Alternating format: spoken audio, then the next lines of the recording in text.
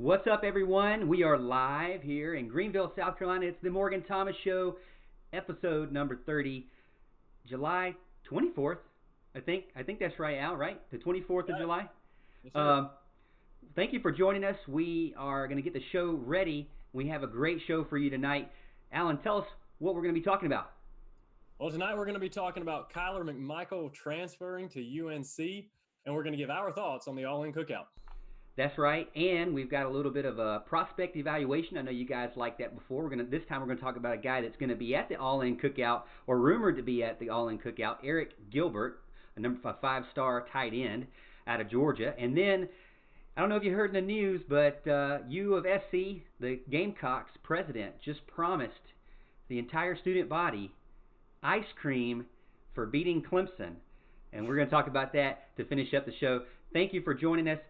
Tonight, we're live streaming not only from Facebook, but from YouTube for the first time ever. So thanks for joining us. We hope you have a good time. Let's hit the show. Let's get the buses loaded. Let me tell you something right now. They don't put championship rings on smooth hands. You gotta go earn it. Third down and 12. Aylesford going for a bunch for Gardner. Lots of pushing. He has it! At the 8-yard line, Rod Gardner. Which spreads the field a little more. They've been able to find some gaps in the running game with this. Proctor under pressure out the flat. Spiller makes the move. Needs to get the touchdown.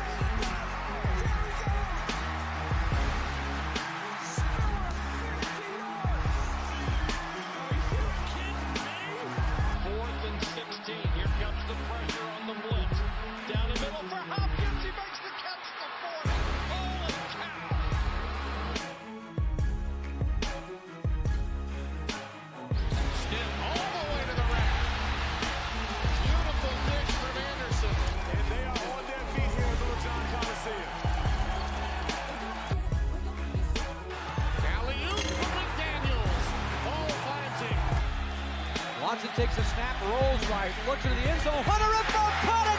Touchdown! Touchdown! Touchdown! With a second left. A third throw in 3 plays. It's intercepted. And the Tigers are going the other way. A.J. Terrell with a pick six. And backpedaling Lawrence flips it open. Wide open. Justin Ross off and running. The Alabama native wins the foot race. And Clemson strengthens its grip on this championship game. Wow, gut punch by Clemson right there. And now, the Morgan Thomas Show, brought to you by Black's Tire Inc. What's up? We are live again. My name is Morgan Thomas. I'm your host and producer, and joining me is Big Al, Alan Adams. Welcome back, Al. Another week, another exciting week for Clemson football. Absolutely, man. Big All-In Cookout this weekend. Another couple topics we got to get to for sure. Kind of a surprise departure, but man, we got some good stuff to talk about tonight.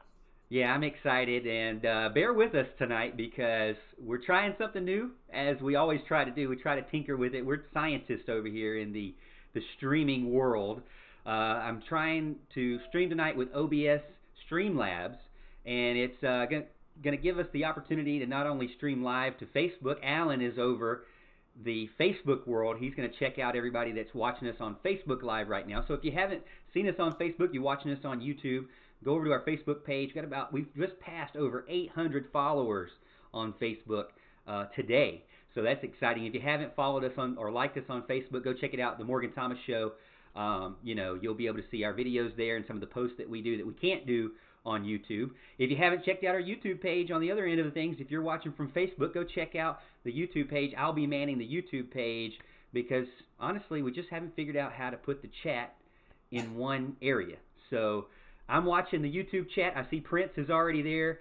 Thank you. Congrats for 800 followers. Thanks, Prince, for that. Thank you for the support.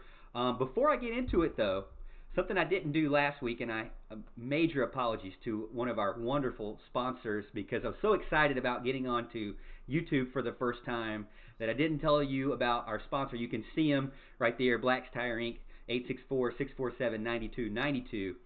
But tonight's show is brought to you by Black's Tire Inc. It's actually been brought to you by Black's Tire Inc. since like February. They've been a really, really awesome sponsor for us.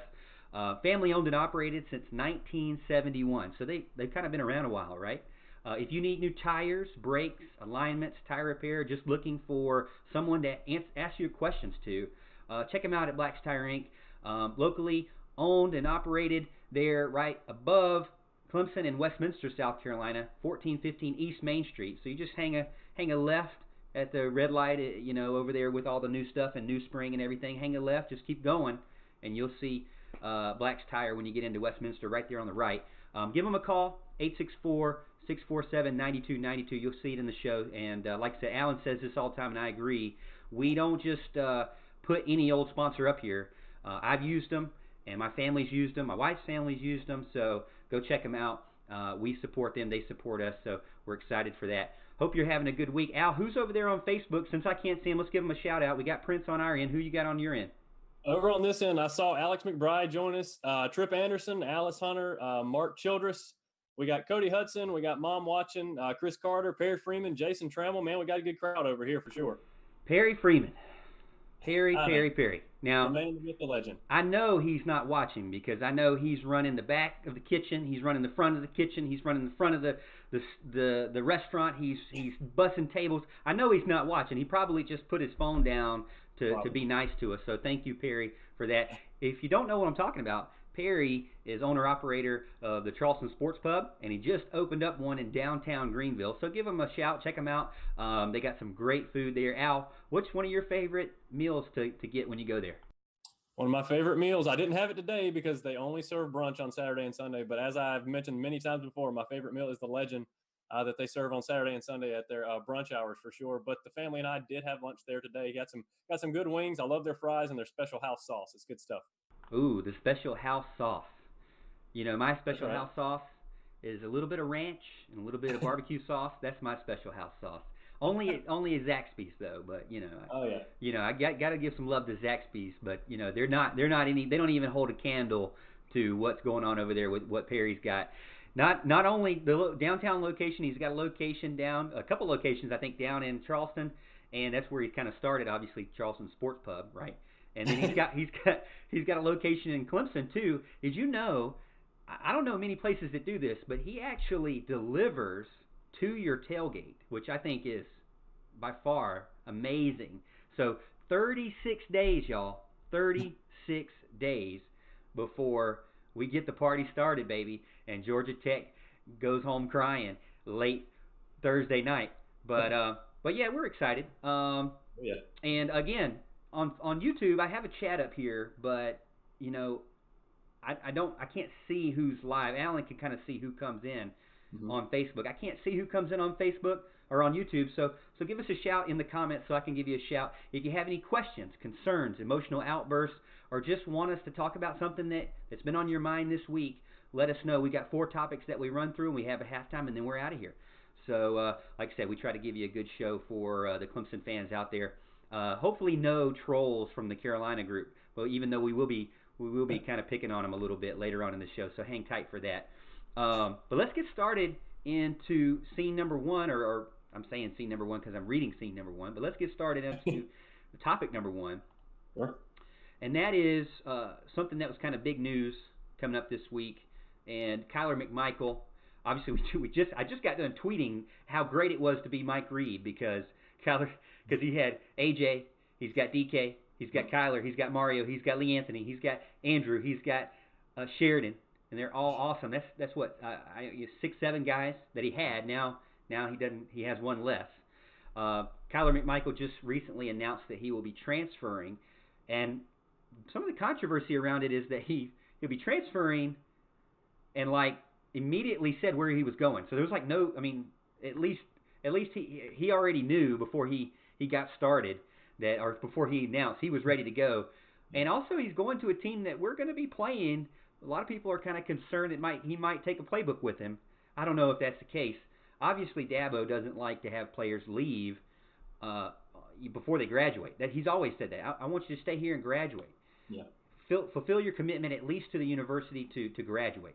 Sure. Whatever you do, past that is on you. But So Al, when you first heard about it, what were you upset? Were you confused? What was going through your mind?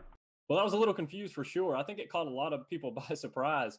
You know, this news came out of nowhere. Kyler McMichael was a very sought after recruit. A lot of people thought he had a pretty high ceiling. He was a very a bigger kind of corner. The kind that they like, and I thought he had plenty of potential. My guess is the emergence of Derion Kendrick and all the reviews that he's drawn, the rave reviews that he's drawn, that maybe it scared him off. I mean, Sheridan Booth had a great spring game. A lot of people are really kind of talking him up and how physical he was and how ready he is at this time. And of course, you got 5-star Andrew Booth that's coming in as well. So I'm guessing he kind of saw the writing on the wall. I'm not really sure. It was just it was confusing to say the least in the beginning, but at the end of the day, I'm not sure it hurts Clemson. It kind of frees up another scholarship just in case maybe they're oversign worthy there or oversign at another position maybe. It might be kind of addition by subtraction. I'm really just it shocks me, but at the same time, he may have seen it coming. You wish him the best and let him move on. Some of the notes that I have on it, let me get them back up here. Some of the notes I have on it is I heard some rumors that were coming around that said he was kind of uncomfortable with some of his playing time. Said that he was kind of looking forward to being maybe one of the starters fighting for that spot that Trayvon Mullen left behind, and then DK comes over and just dominates. And what we've heard from DK's side of the story is that he's a worker, man. He just wants to get in there and just win that spot, whether it's linebacker, offensive line, wide receiver, whatever it may be. Now, wide receiver didn't really work out for him, but it says a lot about a guy who jumps in and just takes the reins and puts his heart and soul into winning that starting job in a position that he originally wasn't recruited for. And so a lot said for Derion Kendrick, and that might have frustrated some guys who were like, hey, we've been here already for a year. A lot of them didn't get redshirted. I don't think any of them really got redshirted. Maybe Lee Anthony, I think, got redshirted. But, I also heard some things through Tiger Illustrated and some other places that were saying that the dad was frequently at the practices. Mm-hmm. And that might have been a little bit of an issue. You know how dads are. My dad was pretty good. He didn't bother the coaches. He didn't bother the umpires. It didn't bother me either. Maybe I should have had a little bit of fire lit underneath me when I played Little League or soccer, at Westside and Anderson. But he didn't really. He was good. He was just a supporter of whatever I wanted to do. But there are some parents out there, I know you guys know about it, where they want to get involved a little too much. Now, I'm just going off of one sentence that I read. So, it is what it is as far as that goes. But what I would say is, another thing I noticed is that at least when he was first recruited, they said they were looking for a guy who, for him, could potentially fulfill a safety role. Right. And because it was kind of loaded a little bit with DK coming over, that there might been trying to kind of talk him into the safety, and he wasn't having that.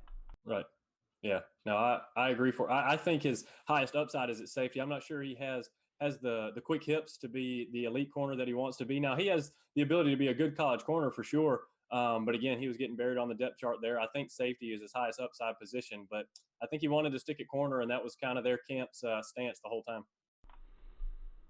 Yeah, I agree. I mean, are you concerned that do you think he's going to steal the playbook and take it over to Mac Brown before? I mean, I don't think that there's much to that. Yeah, I mean, that's, it's funny. It's the first thing that enters fans' mind anytime that happens. It happened with Josh Belk last year. It's going to happen. It's going to happen with Kyler McMichael. That's just the way it works. It's going to happen with Feaster. Same thing. Everybody's worried about, especially South Carolina, of all people, of course, getting our playbook and getting our plays. It's a concern for me as well. I don't know that when I say it's a concern, it's always in the back of my mind. Because, what if they're able to, kind of close the talent gap just enough so that knowing our playbook can help out. I don't think it's going to help them in the immediate future. And by that time, we may have changed things up. By the time they close that gap, hopefully that won't happen. But it's always a concern for sure. But I'm not really sure the inner workings of that. I don't know. I'm sure Dabo and staff have a plan. I always trust the staff. They always do a good job. So I don't have any belief right now that it's really going to make much of a difference, especially at UNC this year.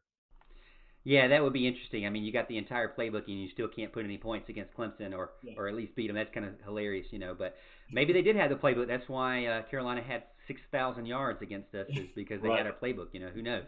Or they were just a better team, probably. That's why. Right. Naturally. At that given moment, losing by 3. I'm going off on tangent there, but anyways, yeah, I don't see a problem with it. I mean, my thought is you still got a lot of room there. I mean, Sheridan Jones came in and showed out. Mm-hmm. Andrew Booth is obviously a top level guy. We looked at his film. I mean, he's just amazing. He's going to do great. Mario Goodman, right? Goodrich, right? Mario Goodrich. He recently, or back in January, was voted like up and coming defensive player for next year by the team. So I believe he's got a good shot at kind of competing there too. And then obviously you have AJ, who had over 800 snaps last year, so he's not going anywhere. Right. Let us know what you think in the chat on YouTube, Facebook. We're streaming live, YouTube and Facebook together tonight. Let us know what you think. Are you concerned with the situation at secondary, or not really secondary, but at corner specifically? Are you concerned that there might be an issue with players transferring? My last thought on that was going back to the transfer portal. It's kind of getting a little frustrating, the fact that we're having to talk about the transfer portal yet again, and that it's like recruiting. It's like a different aspect of recruiting now, and Brad Brownell is like taking advantage of it. So I'm not going to say it's all bad, but if you look at it, I mean, we ought to start a website right now for transfer portal crystal ball or something, because it's going to get that way where it's like, what big star is frustrated with playing time? What big star will be leaving next? Mm-hmm. And that's a concern for sure for me. But I think it's getting more and more popular, especially right now that they have it like you could just leave. I haven't read anything where he's going to try to get that waiver, but a lot of guys go in there, they get that waiver, and they turn around and play immediately, and it's like, we all know you just left because you just lost your playing time, not because of a hardship, Yeah, no, absolutely, I agree, and that's one of the things everybody has such a hard time about is NCAA's inconsistency, and I mean, again, we've talked about that many times. It's not any need to rehash it right here, but I think that's people's problem with it. One thing I think it does, if one less corners on the roster, one less highly regarded corners on the roster, maybe it helps Clemson sell that, to some studs next year in the next class. Opening up another space. People want to see early playing time, and the less there is on the depth chart, the better it looks. I agree. There's some guys that we're going to get into towards the end of the season, into the year. Tony Grimes and Quincy McKendry. Did I say it right? McKinstry, yeah. McKinstry. So there's two guys that if you haven't heard of them, you're going to hear about them pretty soon. Two really good friends that might have a spot for now. But that's it for topic number 1. Let us know what you think. We got some guys on YouTube talking. Alan, tell us what's going on Facebook. Anything over there? Facebook, we got several people joining in. I saw, Kevron Harris join us. I saw Al Kuhn, Beth Roberts, and I saw, who else? Will Carter joined us. Audrey, I see she jumped in. And, wow, I really wish I knew how to pronounce that last name. Christopher Gerardo, maybe. If I pronounce that wrong, I apologize. But yeah, we got some people watching, got some new names. I'm loving to see the new fan action here. Please give us a shout out in the comments, give us a like, give us a share, participate. We'd love for you to be part of the discussion. Yeah, I appreciate the love and support there. We got dual streaming tonight, Facebook and YouTube, for the first time live on both ends. So we're kind of just trying to figure this out as we go. It might look a little bit different, might be acting a little different because we don't know what we're doing. We're kind of confused here. But got Prince still here. Thank you for supporting us, Prince. Jaleel Johnson just jumped in. Thanks for supporting us as well. And Joel Edwards and Carter86. Thanks, guys, for jumping in. Jaleel actually mentioned something real quick about the offensive line being he thinks it's going to be awesome this year. Well, we mentioned last week that Dabo Swinney at the media day said that he thinks he has about 10 or 11 offensive linemen that he could rotate out at any given moment. So we're pretty stacked and going to be pretty fresh on that offensive line. So I feel a lot of rushing yards this year for Mr. ETN. So exciting stuff. Let's jump over to topic number 2. Yep. And topic number 2 is the all-in cookout that is this Friday. Big big time event, probably one of the best. I don't know. Would you say the best best recruiting event of the year, or second best, or one of the best? Right. It really depends on what you're looking for. I think one of the big kind of misconceptions of the All-In Cookout. The All-In Cookout's this awesome event. They come, on Friday night. They do the cookout. I don't know whether it's at Dabo's house. I don't know whether it's at the athletic facility or indoor practice facility. I'm not really sure. But they'll do like a wing or donut eating contest, maybe play some wiffle ball or some ping pong, have a free throw shooting contest, activities like that. But a lot of people want to see, tons and tons of uncommitted recruits come in here. And they want a lot of commitments to pop and all that kind of stuff. That's not really what this event is about. The All-In Cookout, I think the main function of the All-In Cookout is to hold the committed players that you have. They try to get all the committed players they have on campus. You can't get them all the time, but most of the players that are committed to Clemson are going to be in here for this event. And that's why Clemson has so few that decommit later in the process. Obviously, there's, unforeseen circumstances that happen with prospects depending on their situation. But for the most part, Clemson retains everybody that commits. And this function is a big reason why they're able to give them a lot of attention and make sure they know they're a priority. Now, that's not to say, of course, that there aren't a few big names that they like to bring in. Obviously, this weekend we got 3 5-stars coming in. We got Arik Gilbert coming in, we got Justin Flo coming in, and we have Jordan Birch coming in. So it's not that we're not trying to make a splash with a couple of potential commitments, not necessarily this weekend, but later on in the process. But definitely, this event is a lot about holding on to the ones you have. Dude, this event is stacked with some players that are coming that if they land half of them, it's going to be huge. And I'm really excited for it. Like you said, we mentioned a little bit earlier on the week that the state mentioned that Jordan Birch was coming. Mm-hmm. And there's a little bit of, is it great? Yeah, it's great. They're going to give him the 5-star treatment like they're going to give all these guys. But Jordan Birch says we feel like he's going to push all the way to the end of the recruiting cycle. So we don't think he's going to come early by any means. It'd be a huge surprise if he commits early. I think he's interested in on Saturday. So the All-In Cookout's on Friday. On Saturday, right. Georgia has decided, hey, this All-In Cookout is actually a pretty good idea. So now they've jumped on the train and they do something on Saturday. Go figure, right after Dabo's. So a lot of, there's 2 guys, Jordan Birch and Arik Gilbert, are rumored. No confirmations yet, but they're being speculated that they'll be taking a trip, hitting that I-85 and going to Athens on Saturday.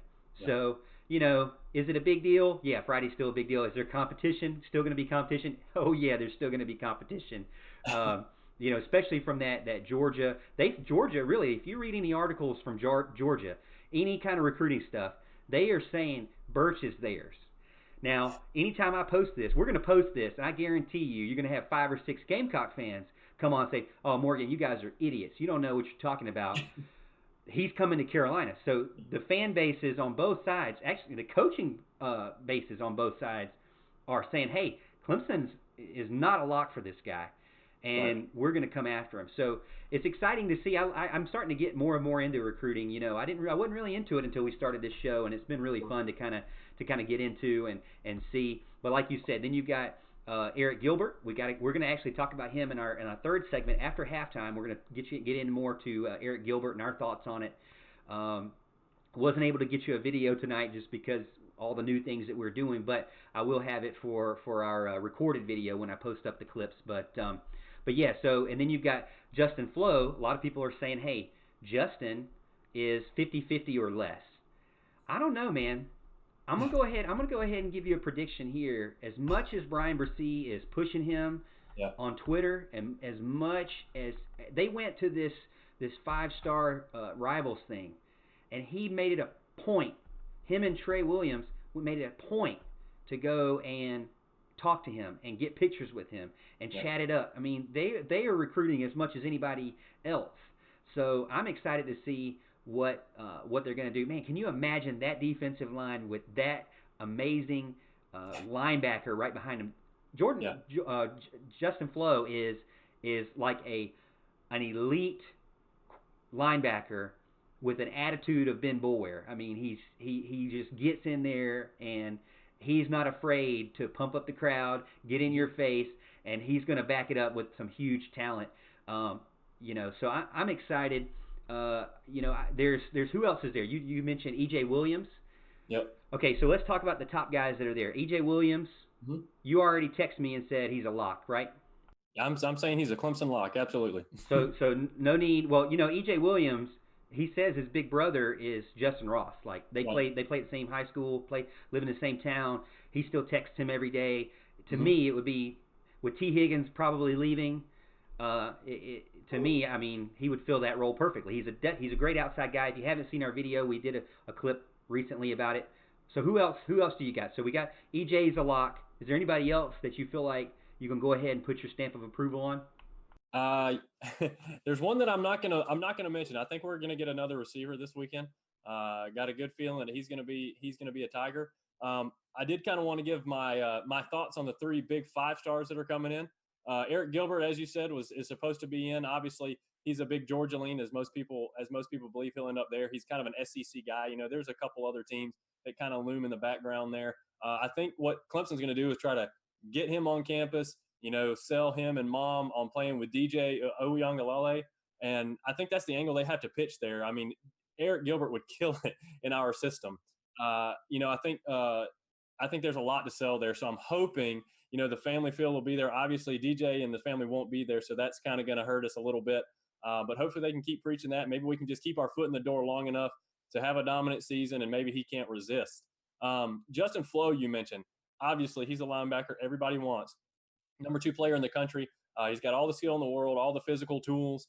He's coming, and like you said, it's right now, it's probably somewhere 50-50. A lot of people in the industry think Clemson may actually be in the best shape of anybody, if not in as good a shape as everybody else. And what I found fascinating is he and his parents have not met Dabo Swinney.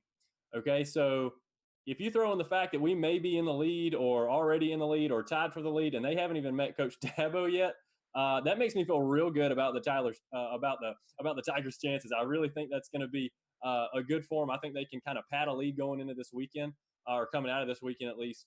So obviously, I think they sell him on playing behind, Bresee and Trey Williams and DeMonte Capehart, Miles Murphy, and hopefully Jordan Burch as well. I mean, they're basically going to say, look, there's going to be nobody left to block you, Justin. I mean, you come here, you shoot the gaps, and you blow people up. That's what your job's going to be. And I think that will resonate well. So I'm really liking the Tigers' chances and him having free reign at linebacker if he comes to Clemson. And, of course, I want to say the marquee name, even though Justin Flo is rated a little bit higher, Jordan Burch is obviously a big prospect because he's from South Carolina. So a lot of people think he's going to stay in state. Georgia thinks they have a beat on him as well. I think they're selling him as an outside linebacker. I think he's a little too big to play outside linebacker. I think Georgia likes to oversell that a little too much to recruits, but a lot of recruits eat it up. So, I mean, if it's working, why not? I think he's going to be an in-state battle in the end. I think his family grew up South Carolina fans. So it's kind of one of those things. You bring him in, you surround him with all the defensive talent, all the guys we mentioned before. And how do you not want to be a part of that? He kind of wants to play for an established winner. Well, if you're going to stay in state and want to play for an established winner, there's only one choice to make. So I'm looking real good going into the All-In Cookout this weekend. I'm excited. I hope we get some good news. Usually we get a commit, coming out of the weekend. It may not be the one people want, but I think you just have to kind of preach patience in these processes, because these kids want to drag out the process and kind of take all the glory they can from it. One guy we didn't really mention was Joe, who's a guy we had some film on recently as well. Go check him out. Guy from Canada, long jump guy, triple jump guy, played Canadian football. Coming down to Florida to get some reps at American football, and immediately went to the Cookout and got an offer. Dude has the raw talent to be an amazing wide receiver. Maybe not the experience, the high school experience that we would have liked, but he's got the intangibles there. Just a big target for sure. 3-star, but don't let that fool you. You know what our coaching staff can do, or the Clemson Tiger coaching staff can do with a 3-star or a 2-star or whoever. They definitely can develop them. No, absolutely. And he was mentioned before. He was just mentioned very indirectly. I'll let you put those pieces of the puzzle together yourself. If you're leading me on, I'm lost, man. I knew you were not hinting to him, but hey, so that's topic number 2. Yep. Man, dude, we have guys. We're killing it right now. Let's jump over to halftime. This is kind of where we talk about our secondary sponsor, another guy that a family-owned business that we really love and we trust and respect. And Alan, tell us a little bit about him. Our mid-show sponsor, ladies and gentlemen, is Heating Cooling Services, Inc. They are family-owned and operated, serving Anderson County and surrounding areas since 1980. Heating Cooling Services, Inc. is your residential and commercial comfort expert. Anything from preventative maintenance of your home HVAC system to overhauling a commercial chiller and everything in between. If you want to breathe easier and be nice and cool in your home or business this summer, give Heating Cooling Services, Inc. a call today. All right, get in touch with Mark or Jason Trammell, 864-224-7655. Again, that's 864-224-7655. Like Morgan said before, I have used them personally at my own home. They saved me a ton of money. They did a great job. It's always good to reminisce with an old friend. So listen, remember to tell these people where you heard them from, okay? All right, look, we've talked about this before. These people give us their money to promote their stuff, okay? If they don't know that you heard about them here on the show, it's not doing us any good. It's not doing them any good, all right? We want that relationship to continue. So make sure you tell them you heard about them on the Morgan Thomas Show. I love it, Al. I love how you break down how sponsorship works, baby. They give us money to tell them about their stuff. Oh, yeah. To tell you about their stuff. Well, it's halftime, and so this is where we take a break and we take a look at what's going on in the chat room because, as you know, it's kind of hard to talk and chat and type at the same time. We probably won't type, but Al, let's start us over. If you didn't know, we are multi-streaming to Facebook and to YouTube. Haven't heard any like, hey, this is terrible right now, or hey, I can't see you, can't hear you. So we must be still working out here. It must still be working for us. We started out back in December, me by myself on Facebook Live, just as a fun thing to do. Didn't want to take this anywhere, just wanted to do something fun. Alan jumped on in March, and people just said, hey, keep doing it, we love it. And we just want to, we're Clemson fans, Clemson grads, and we just want to, have a show that's not so SEC focused, like the four-letter, capital letter word, that we like to watch. We have to watch when the games are playing, right? But what's going on over there on Facebook? Facebook, man, we had a lot of people join. I can't remember exactly who all I caught last time, but I saw that Aunt Jen started joining us. Matt Mulkey joined us. Ellis Tolbert, Chris Marshall, John Moore, Will Carter, Stephanie Fields, Patrick Bolocchio. I saw my wife join in and my sister join in. Man, we are killing it over on Facebook for sure. So we got a lot of new faces joining us since the last break. Yeah, I'm just noticing this. Like I said, I'm using Streamlabs OBS right now to kind of multi-stream here. This is kind of a new program I haven't used before. I used the original OBS. You YouTubers will probably know what I'm talking about. But I'm seeing I have some events here. Matthew Mulkey liked us, Al Kuhn, Tom Lloyd, Will Carter, like you said, my dad, Joey Thomas, Trip Anderson, Andy Spector, a lot of guys and girls there watching us. So appreciate the support, the love. And if you didn't know, today we just passed 800 followers on Facebook. And like I said, we originally started on Facebook, and we're moving over to YouTube to try to reach an audience there. We've got 35 viewers right now on the show over on YouTube. Thank you so much for the support. Guys, you are showing up and showing out on YouTube. Last time I checked the numbers, this month alone, our show has been watched for over 150,000 minutes in a month. I mean, that's like over 1,500 hours watched. This crazy amount of hours watched of our show. Man, I would not expect that at all. And we just want to, like I said, keep bringing you high quality Clemson content here on Facebook and YouTube. But let's check out the chat. So a lot of people, Joel Edwards had a question about secondary. I don't really feel like there's going to be that big of a problem with secondary, to be honest. A lot of people are worried about the defense. To me, secondary is the least of my worries on defense. I don't think defense is really going to fall off that much. Well, it's hard not to say it's not going to fall off some. I mean, when you lose all those people on the defensive line, yeah, you're going to fall off. Yeah, I think teams are going to try to pound it at Clemson and see if they can stop the run first and foremost. But look, we got talented guys there. We just need experience there. And they'll get it as the season goes on. I mean, the people like, Jordan Williams and Niles Pinckney and Tyler Davis and Xavier Kelly, we're pretty good at end. Obviously, they're going to need some more experience as well. But Xavier Thomas has plenty there. Now we got to rely on Justin Foster, who has some experience, and hopefully get the youngins behind them like KJ Henry, Logan Rudolph, and that bunch. But yeah, the linebackers as well, a lot of new faces there. Secondary, not worried about the secondary. I think our secondary is going to be one of the best secondaries we've ever had this year. So I'm hoping for big things from them. Yeah, we got Jaleel Johnson in. Clemson Carson joined us. He said, "What's up, Morgan and Al? Hey, what's up, man?"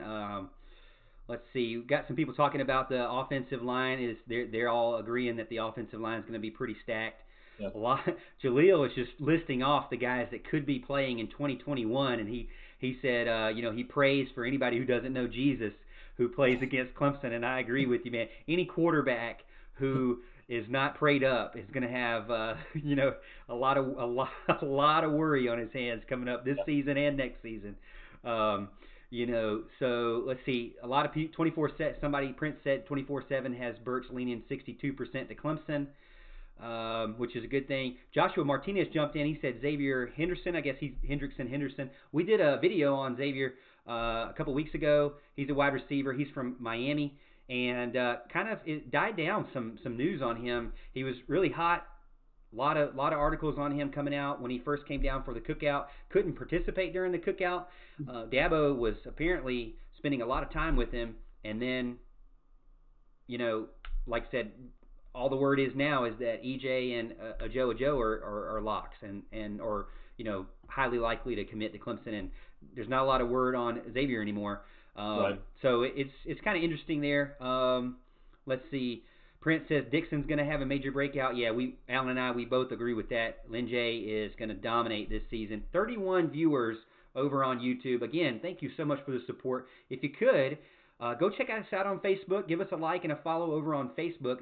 Morgan Thomas Show. Just check it out over there. On YouTube, if you're watching and you're not subscribed and you like what you see, hey, give us a subscribe. And we try to go live every Wednesday night at 8:30 p.m. Eastern Time to talk about the Tigers.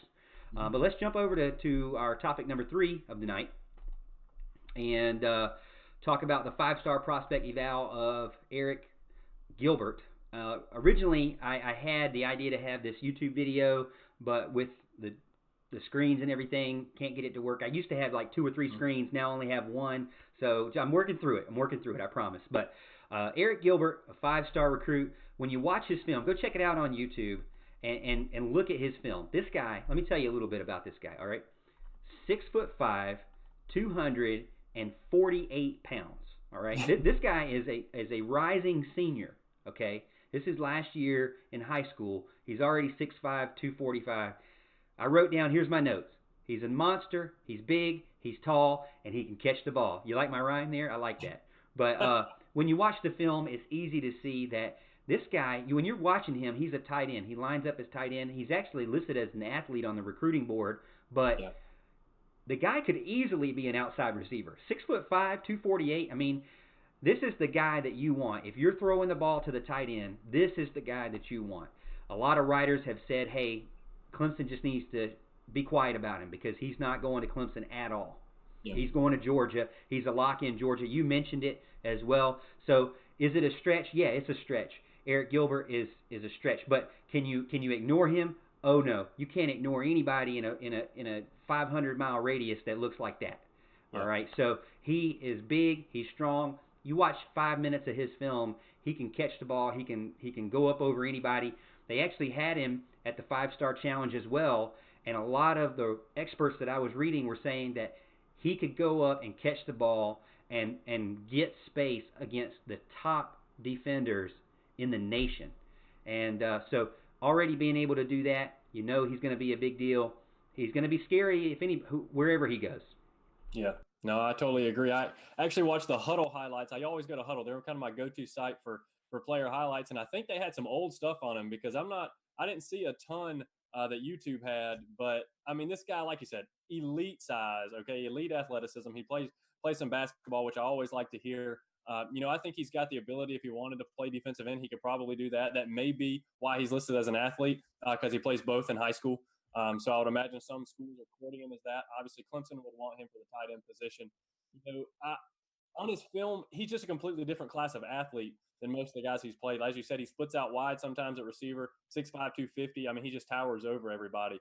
One thing I noticed from his film, again, this may be old film that I'm watching on Huddle. I wasn't impressed with his route running. He really didn't do much of any route running. He just kind of strolled out there and was open because, they're playing 100 yards off of him because he's this huge guy and this great athlete. He didn't really have to run good routes. Obviously, route running is the least of your concerns in a high school receiver. You can teach them route running. That's no big deal. To me anyways. You can't teach size. You can't teach the athleticism. You can't teach the hands, and that's the kind of stuff that he has. So he's definitely got all the makings of an elite tight end in college. And one thing I did notice on his film, super good blocker, okay, in the run game. He really likes to be physical with his blocks. He'll block downfield. He'll block you even if the run's to the other side. Didn't see a lot of his pass blocking, so I can't really offer any insight there. But this guy definitely has what it takes to be the top tight end in the country. And hopefully he can get that SEC thought kind of out of his brain, come over to the national champs, and win big with us. Yeah, I agree. I think that he would be a great piece to the puzzle, exactly what Clemson would want. It's been since Jordan Leggett really that they've had a tight end that could actually go out and catch the ball. I would agree. There's always those flaws with film when you're like us and you watch film so much. Just like we mentioned with Justin Flo, you don't see much coverage of him. he leaves that out in order to show 15 minutes of him blitzing. Yeah. And blitzing from the outside too. So, sometimes blitzing from the outside when you're that great of a linebacker is kind of like cheating for the high school coach. Just line him up off of somebody that he's faster than, that he has to turn. 95% of the time, Flo's getting by him and just nailing the quarterback. Which, hey, I wouldn't mind to do if I was that good too. But same thing with Gilbert as well. You see a lot of him going up and getting the ball. You see a lot of him going deep. He can beat guys deep at that height and weight, no problem. So, like I said, he's definitely interchangeable between tight end and outside wide receiver. It's kind of crazy to think that if you had him with everybody else, I mean, he's basically another wide receiver, and doesn't seem to be too bad at blocking as well. Tall though, so not tall and big like an offensive lineman, a little bit skinnier than an offensive lineman. But when you look at him, he's muscular for sure. So that's our eval on Arik Gilbert. Let us know what you think in the comments if you've seen some of his highlights or films from Huddle or YouTube. Go check them out. I'll try to get them up on this screen when we're doing it on the replay, when you see the clips up maybe tomorrow or Friday. Looks like a lot of people Big Mick came in on YouTube saying he's confident with the starting O-line, but the second team O-line, he doesn't know if it's been evaluated yet. I mean, I wouldn't say that there's a legit evaluation of those guys, but if you look at it, Dabo Swinney has mentioned that those guys all could be interchangeable. And, I kind of have to take his word for it. I'm looking at the chart here right now. You've got Sean Pollard, John Simpson, Tremaine Akram, Gage Cervinka. Those guys should be kind of Jackson Carman. Those guys should be interchangeable for sure. Chandler Reeves, been redshirted. Cade Stewart, Matt Bockhorst, Jordan McFadden. Those guys are all guys. Blake Vinson, don't want to forget him. Those are all guys that Dabo Swinney mentioned. And those guys are seniors, juniors, redshirt sophomores. So they're definitely got experience under an offensive line. Hey, I mean, how many times growing up can we say through the years that Clemson has 10 to 11 offensive linemen that can just rotate? If Dabo's saying that now, I mean, I remember when we were younger, Al, we'd go to games and they'd be like one good offensive lineman, or maybe the Fry brothers or something, like one or two guys that we could count on. Everybody else was like dudes we picked up from, history class that were just happened to like burgers, But not now. These guys are 4-star, 5-star guys. And so I have some confidence in them. I think the offensive line is least of our worries. And really, what I was saying back earlier with the defensive line, I mean, they just don't have names. Dabo said it himself. They're talented. They got that talent. They just don't have the experience. And I believe come October you're gonna know their names very well. I mean, Jordan's really good. Niles is really good. Niles is good enough to play against Alabama. I mean, so he showed up. He knows what it's like to play against tough competition. The third toughest team when we played out. I don't know. I really think that Wake Forest was our toughest game, but that's just me personally. But anyway, so yeah, Jalil's listing off the guys. O-line's going to be deep for sure.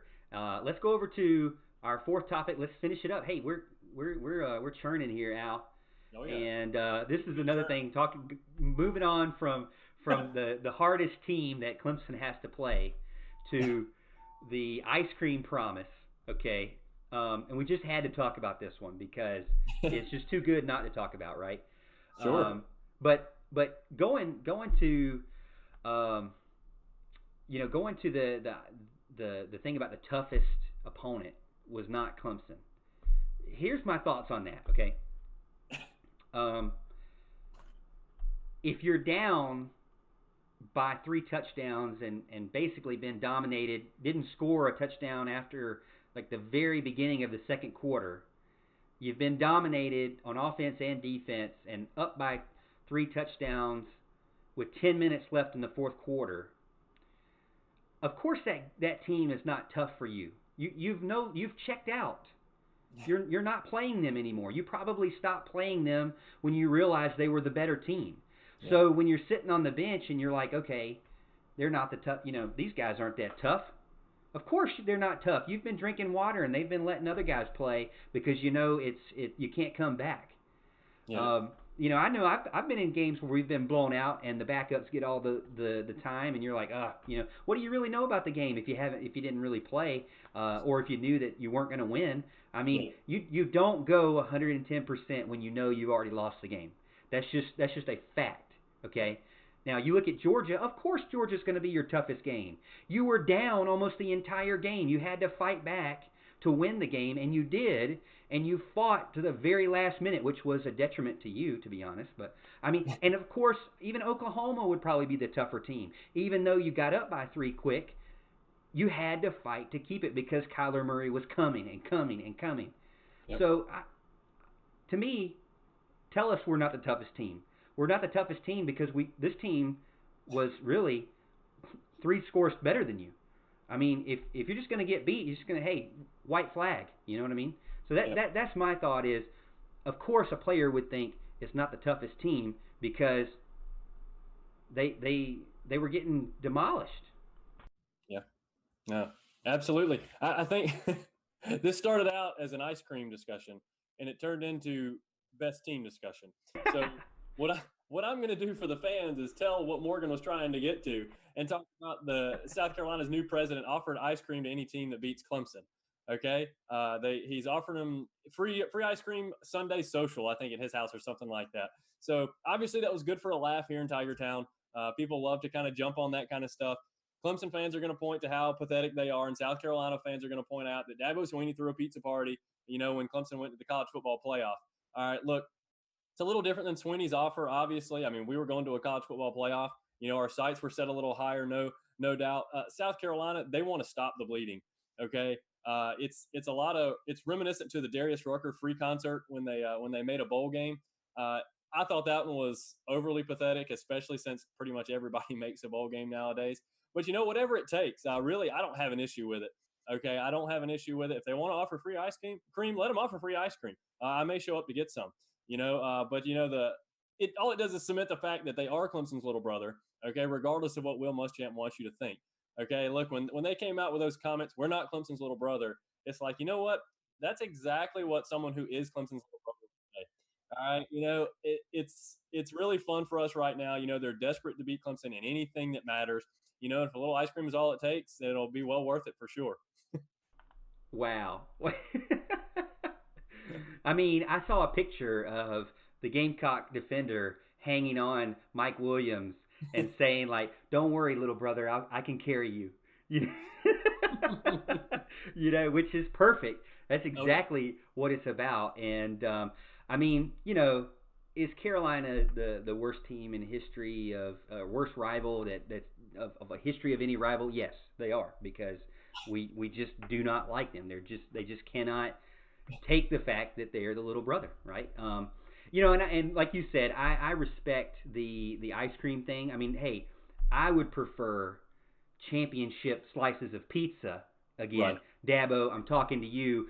We deserve another pizza party for the last championship. He kind of withdrew the pizza party thing because he knew we were going to show up because we love some pizza, especially pizza that is accompanied by a championship parade and a championship trophy, right? So I would rather have championship pizza over rivalry win ice cream, right? and you know, that kind of reminds me of going back to when Dabo first got recruited. A lot of you guys will remember this. When Dabo first, not recruited, but when he was first hired, I remember an article coming out or a video coming out where he said, I'm taking down these Carolina photos of beating Carolina and these win and losses of Carolina in the locker room, because we've got other goals that are before that game that we need to focus on. It doesn't need to be all about that one game. We need to be the best team we can be for every single game leading up. And he built pillars going into, you know, not every single game, but he has win the opener, win the closer, win the state, win the division, or what, you know, win the I can't remember, it's the conference, right? And then and then, you know, I don't even think he has win it all, right? He has these other smaller milestones, and they tell you that don't set your heights at the end result. Like, work back and say, okay, what's this milestone, a smaller milestone here that I have to get to? And I like the way Dabo does that, and it's not all focused on that rivalry. Now, hey, you get Dabo talking about a rivalry, you know he will talk about the rivalry any given moment. He can talk some smack as good as anybody, for sure. You know, there's only one Carolina, and it's not in Columbia, right? So we know he can talk some smack, but I respect it because the guy, the president, I noticed he's a guy that came from, I believe, West Point. He's an Army guy. So, you know, I'm an Army vet. So I got to give some love to a guy who served our country because I understand what that means. And so I give him some respect. And he did that for Army. That's where he got it from, Al. So when they were on their 14-game losing streak, which I watch the Army-Navy game every single year. I love it. I used to watch it with my grandparents and my dad. And that was one of the main reasons why I fell in love with the service and those military academies and things like that. So I watch that game every year, and I want to go to the game eventually one year. I want to take my family there. But he, after 14 years of losing, he said, hey guys, let's think about something else. Let's stop focusing on losing so much and focus on, you know, an achievement, even if it's something simple as ice cream. And so I can kind of see where he's coming from. And if you know anything about the military, you feed somebody good, they'll follow you anywhere. So, hey, he might be onto something with the hunger part and making sure that his team and his players are fed. It's not just football either. I read the article on Greenville Online, and it was saying that he was good with any sport. Yeah, so that's just putting more on our plate to make sure that we wipe them out on every sport. Make sure that nobody goes and gets any ice cream this year would be amazing achievement. No ice cream, # no ice cream at SC, at U of SC. But yeah, so that's our ice cream story. And you know, we thought it was fun. We thought it was fun. So again, appreciate so much the support, the love, the chatting. Man, it's been great. YouTube's been great. 39 viewers right now. So if you're watching, jump in and tell us that you're watching. Give us a Go Tigers and let us know that you're watching so we can give you a shout out. On the other end, Alan's watching our Facebook side of things, and we're live on Facebook and YouTube at the same time. Al, what you got over there on Facebook? Anything big? Man, we got Bill Kirsting join us, Jennifer Brown, my man David Stone, and Xander Clarkson, Stephen Knish also joining us. So we appreciate you guys getting on with us. Look, guys, if you don't know, those of you that are watching on Facebook, like Morgan just said, go to YouTube, check out our link, subscribe, okay? Like it, subscribe it, whatever the heck you got to do on YouTube. Do that as well. We want those followers to climb there as well. YouTube is a really good platform. We're getting a lot of action over there, a lot of people commenting, participating. That's kind of what, you know, that's the point of the show. That's what we want. Got Xander giving me a lot of good comments over here. He's telling you to say rivalry win 3 times fast, okay? I was like, we can't even say it once. No, right? I can't say it. He also gets a little jab in at me about eating all of Ryan's sherbet, okay, when they were open in Seneca. They are now closed, probably due to that fact. But you know, there's a lot of good comments, a lot of people wanting to know about the transfer portal. So if we want to go back over that here in the next shows to come, kind of talk about that a little more in depth, that'd be good. But a lot of talk about the defense and the offensive line over here as well, just like you got on YouTube. Yeah, a lot of people. John Ledford jumped in, Jaleel. James Scholl come in, go Tigers. Like I said, give us a go Tigers. We're at 40 now, 43 I think Jalil was saying a little bit earlier, so we got some people going in and out. Let us know. Obviously, the best way to give us some support is to subscribe to us on YouTube. Our big goal is to try to get over that 300 mark. Right now we're kind of like 280 I think on YouTube, so help us out. Let us know, let your friends know about our YouTube channel. We pride ourselves in having good produced and practiced, and I guess practiced, I don't know, good produced and developed content for you, good graphics for you, and not just one of those typical YouTube channels that you just see where it's just a guy in front of a camera, two guys in front of a camera. We want to make sure that it looks good, something you could see maybe on ESPN one day, who knows. We want to give you high quality stuff, and something that is focused on Clemson, because we know we have a ton of articles out there, but not a lot of people going out and chatting. And then, obviously you get the radio, but not everybody can listen to 105.5 The Roar, so we want to make sure that we do something online for you guys. And so we hope that you like it. If you haven't seen our Facebook page, go check out our Facebook page. Vice versa, go check out our YouTube page. We got some things going on Instagram too. Alan and I are on Twitter, as you can see our handles on the video here.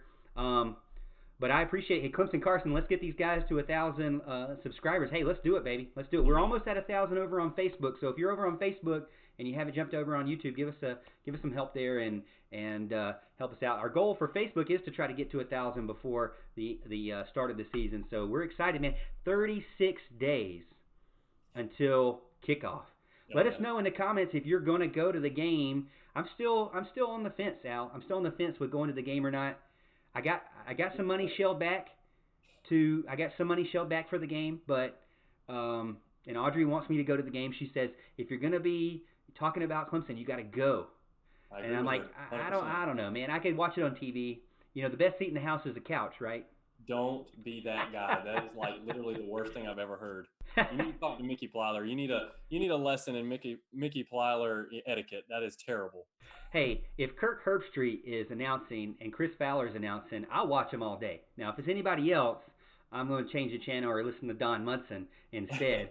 I'd rather listen to those guys for sure. I even thought, Al, this is kind of an idea. Let me know what you guys think in the comments. I thought about, what if we did like a live play-by-play, where like I was the color guy, you were the play-by-play, or I was the play-by-play, you were the color guy, and we just did the whole show during the game. I don't know if anybody would watch that, but it would be fun to see if we could do it. I watched a video of Roy Philpott on The Ring with Mark Childress, a good friend of ours, and he was saying that that's how he kind of got started. He started writing things, and then he just jumped in one day and did play-by-play, and it wasn't pretty the first couple of times, but after a while he got better and better. And so, hey, maybe we'll do a play-by-play game one time. Maybe a game that we can't go to, that's an away game. Maybe we'll try it out and see.